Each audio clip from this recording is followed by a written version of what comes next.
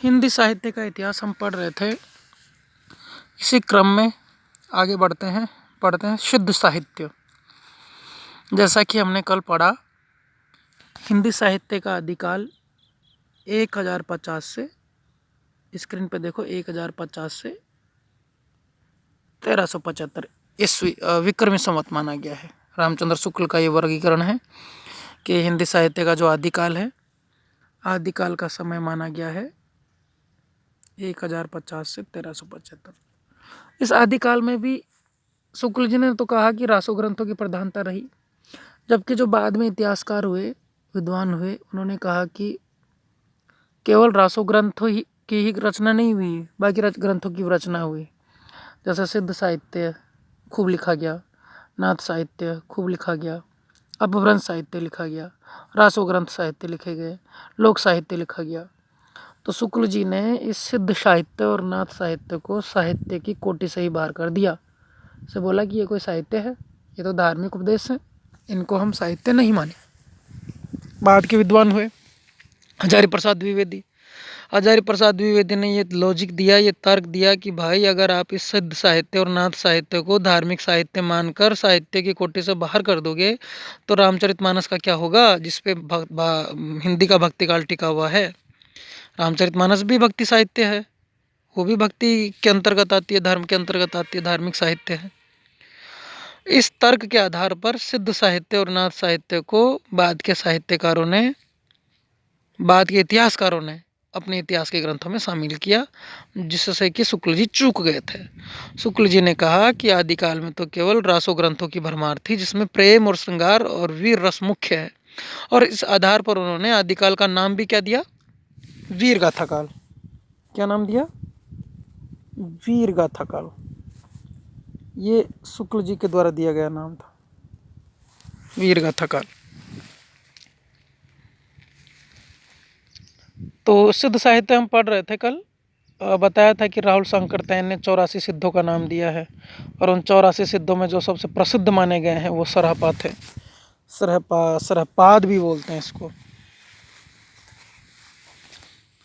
जो सिद्ध कवि थे या सिद्ध लोग थे, वो लोग अपने नाम के पीछे पाद लगाते थे, पा या पाद, जो इनके सम्मान का सूचक था।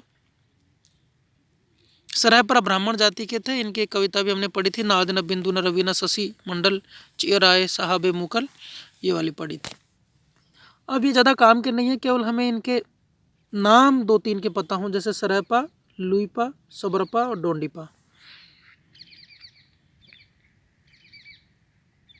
जैसे ये वाली कविता थी, पंडित सकल सत्य बखाणई, देह बुद्ध बसंत न जानई, अब अगरमा अमणा गमन अनते ही खंडिय, तो विलज्जई हूँ पंडिय। पंडित सारे सत्य को बखान करते हैं। खुद पंडित था ये, लेकिन किसकी बात कर रहा है ये? पंडित यानी विद्वान, पढ़े लिखे लोग, शास्त्रों के ज्ञाता लोग सारे सत्य का बखान करते हैं। सकल यानी सौल यानी सकल, सारा, संत यानी सत्य, बखाने यानी बखान करते हैं। देह बुद्ध बसंत न जाने, दिल में, देह में, शरीर में बुद्ध बसा हुआ है, यानी ईश्वर बसा हुआ, उसको नहीं जानते। अमणा गमन अनतई खंडिय, आगमन और जन्म और मृत्यु, अगमागमन, गमन आगमन, गमन यानी मृत्यु, आगमन यानी जीवन, जन्म और मृत्यु के बंधन से मुक्ति नहीं पा सके तो विलज्ज हूँ पंडिय, तो भी निर्लज्ज ये कहता है कि मैं पंडित हूँ, ज्ञानी हूँ। पंडित यानी ज्ञानी हूँ। आगमन और निर्गमन के बंधन को यानी मोक्ष को प्राप्त नहीं कर सका, जन्म मृत्यु से छुटकारा नहीं पा सका, तो भी निर्लज्ज कहता है कि मैं पंडित हूँ। तो देखो कितनी कटाक्ष भरी कठोर इनकी व्यंग्य शैली थी, और यही शैली हमें दिखाई देती है कबीर के यहाँ पे। तो कबीर ने अपनी सारी चीज़ें इन्हीं लोगों से ली है, अधिकतर चीज़ें इन लोगों से ली हैं। सूफियों से प्रेम ले लिया, नाथों से और सिद्धों से ये हठयोग और ये कठोर व्यंग्य शैली ले ली, और इसलिए कहते हैं कि कबीर बहुश्रुत थे, क्योंकि उन्होंने अलग अलग लोगों से अलग अलग चीज़ें ग्रहण की। अब फिर नीचे सबरपा हुए। सबरों का सा जीवन यापन करने के कारण इनका नाम सबरपा कहलाया। चर्यापद इनकी प्रसिद्ध रचना है। ये किताब बहुत इंपॉर्टेंट है, चर्यापद, नेट के एग्जाम में भी पूछते हैं। सबरपा का नाम याद रखना। और इनकी किताब है चर्यापद। चर्यापद। अब चर्यापद का अर्थ क्या होता है? चर्यापद जो सबरपा की किताब है, आचरण के नियम। चर्यापद किसकी रचना है? सबरपा की। सबरों का सा जीवन सबरों का सा जीवन व्यतीत करने के कारण सबरपा कहलाए, और इनकी रचना है चर्यापद। ये प्रसिद्ध है ये किताब, तो आप इसको याद रखोगे और इनकी चर्यापद को। ये क्षत्रिय कुल के थे, राजपूत थे। और सहरापा, ये कौन थे? सहरापा पंडित थे, ब्राह्मण थे। ये क्षत्रिय कुल के थे। सहरापा से इन्होंने ज्ञान प्राप्त किया था। सहरापा इनके गुरु थे। इन्होंने सहज जीवन पर बल देकर माया मोह का विरोध किया। ये इनकी कविता है नीचे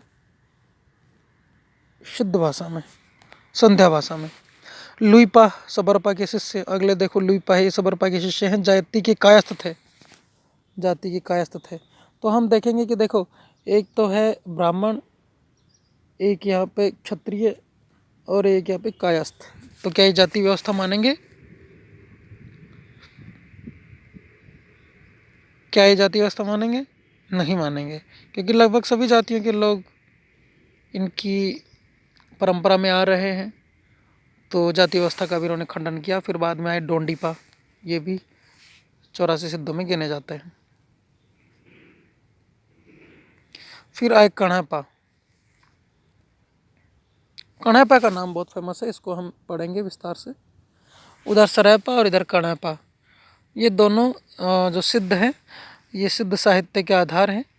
और इनकी रचनाओं से कुछ कुछ क्वेश्चन पूछ लेते हैं, एक लाइन दे देते हैं। जैसे वो देह बसत बुद्ध न जानी, ये वाली पंक्ति कभी कभार पूछ ली जाती है। तो इनको पढ़ते हुए एक दो पंक्तियों को हम कंठस्थ करेंगे, याद करेंगे, ताकि कभी क्वेश्चन आए तो उसको हम गलत नहीं करके आएँ।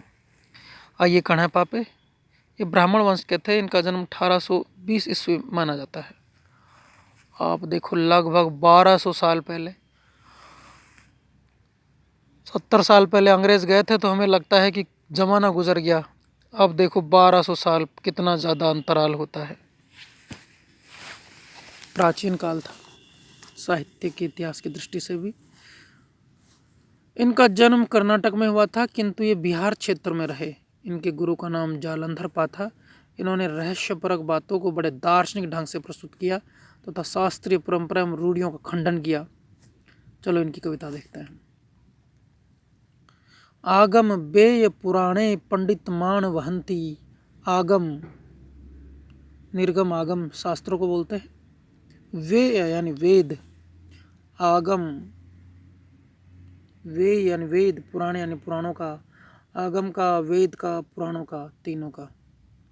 पंडित मान वहंती, इनका वजन, आगम, वेद और पुराण, इनका वजन कौन वहन करता है? पंडित। मान यानी वजन, वहंती यानी वहन करता है, यानी पंडित इनका वजन वहन करता है, भार वहन करता है। भार के समान है, वजन के समान है। ये इनको याद करता है, रटता है। पक्क श्री फिली अलीय जिमी वहरयंती भ्रमयंती।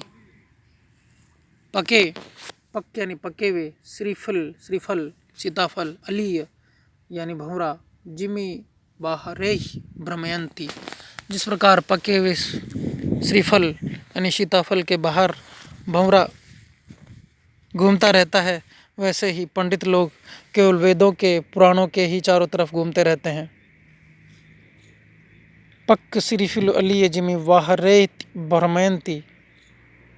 आगम वेद पुराण पंडित मान वहंती। आगम वेद पुराण का पंडित मान वहन करते हैं, भार वहन करते हैं। मान यानी भार वहन करते हैं। पके हुए श्रीफल के चारों तरफ अली यानी भंवरा। देखो कितनी ज़बरदस्त बात है। जिस तरह से पके हुए सीताफल के बाहर भंवरा घूमता रहता है, उसके रस का आस्वादन नहीं कर पाता। सीताफल देखा है आप लोगों ने, उदयपुर में बहुत ज़्यादा होते हैं, उदयपुर सिरोही साइड में। तो जिस तरह से पके हुए श्रीफल के चारों तरफ भंवरा घूमता रहता है, उसका भार उसका रसपान नहीं कर पाता, मर्म तक नहीं पहुंच पाता, वैसे ही पंडित लोग वेद पुराण और आगम इनको याद करते रहते हैं, इनका भार वहन करते करते हैं, लेकिन ये इसके मर्म तक नहीं पहुंच पाते। मर्म क्या है इनका? इनका मर्म है ईश्वर, यानी वे ईश्वर तक नहीं पहुंच पाते।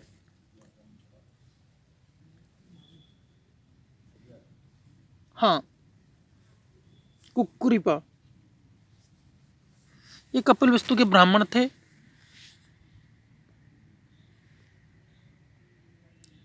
चरपटिया इनके गुरु थे, चरपटिनाथ। इन्होंने चरपटिया थे, चरपटिनाथ अलग है, चरपटिया थे। चरपटिनाथ तो उधर आ जाएंगे नवनाथ में। उन्होंने 16 ग्रंथों की रचना की और ये सहज जीवन के समर्थक थे। ये इनकी कविता भी दे रखी है। हम आएंगे सिद्ध साहित्य की विशेषता पे।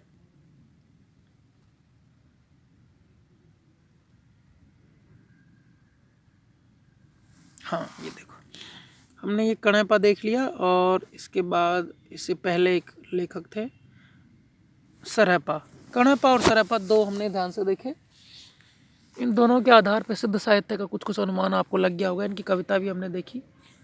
पंडित सारा वजन वहन करते हैं वेदों का, पुराणों का, आगमन का, लेकिन बुद्धेह में ये पक्क श्रीफिलिस अलिय जी में बाहर ही भ्रमंती। लेकिन जिस तरह से पके हुए श्रीफल यानी सीताफल के बाहर भंवरा घूमता रहता है, वैसे ही ये वेद और पुराण पढ़ करके बाहर ही घूमते रहते हैं, उसके अंदर का मर्म यानी ईश्वर तक ये नहीं पहुंच पाते।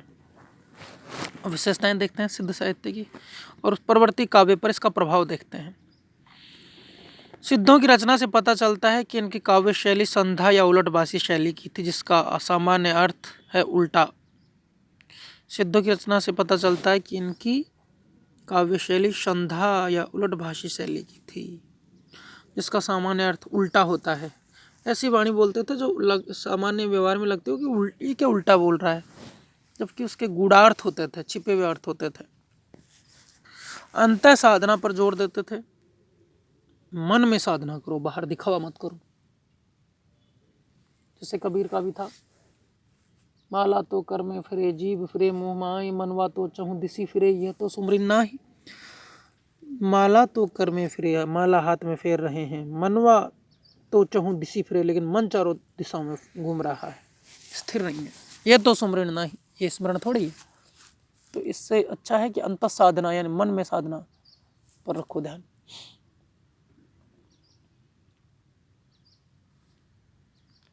रहस्य मार्गियों की साधना पद्धति अपनाई गई। वारुणी प्रेरित साधना पर जोर दिया। लोक विरुद्ध आडंबरों का खंडन किया। उपदेश परक साहित्यिक रचनाएं थी। रहस्य मार्गियों की साधना पद्धति अपनाई। ईरा, पिंगला, सुषुम्ना, जो नाड़ियाँ होती है ना, इनके बारे में बात की। वारुणी प्रेरित अंत साधना पर जोर दिया। उपदेश परक साहित्यिक रचनाएं थी। प्रतीक मूलक व विरोध मूलक प्रतीकों से काव्य साधना की। प्रतीक मूलक व विरोध मूलक प्रतीकों से काव्य साधना की। इस प्रकार सिद्ध साहित्य न केवल महत्वपूर्ण रहा, अपितु उसका प्रभाव भी प्रवर्ती यानी बाद की भाषा साहित्य पर पड़ा। सिद्ध आचार्यों के काव्य का सीधा प्रभाव संत साहित्य पर पड़ा, कबीर, दादू, नानक पर। कर्म कांडों की निंदा, आचरण की शुद्धता, अच्छे काम करो, इसको बोलते हैं आचरण की शुद्धता। आचरण अच्छा हो। संध्या भाषा ऊपर देखा था, उलटबासी, उलटबासियाँ, रहस्यमय उक्तियाँ, रूपक। संध्या यानी अस्पष्ट सी भाषा, संध्या की जैसी, अर्थ निकालना जिसका मुश्किल हो। प्रतीक विधायी शब्दावली का प्रयोग भक्तिकाल के संत कबीर के साहित्य में देखते हैं। दोहा और गीत शैली भक्तिकाल की विशेषता बन गई। इसका प्रभाव नाथ साहित्य पर भी पड़ा, क्योंकि योग साधना सिद्धों की परंपरा लगती है। डॉक्टर हजारी प्रसाद द्विवेदी ने कहा भी है कि भक्तिवाद पर सिद्धों का प्रभाव है।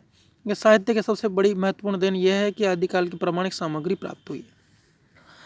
ये हमने पढ़ा सिद्ध साहित्य, कणैपा, ढोंडीपा, सरैपा और इनकी अंत साधना, उलटभाषी, संध्या भाषा, उपदेश परक साहित्यिक रचनाएं, ये सभी इनकी विशेषताएं हैं।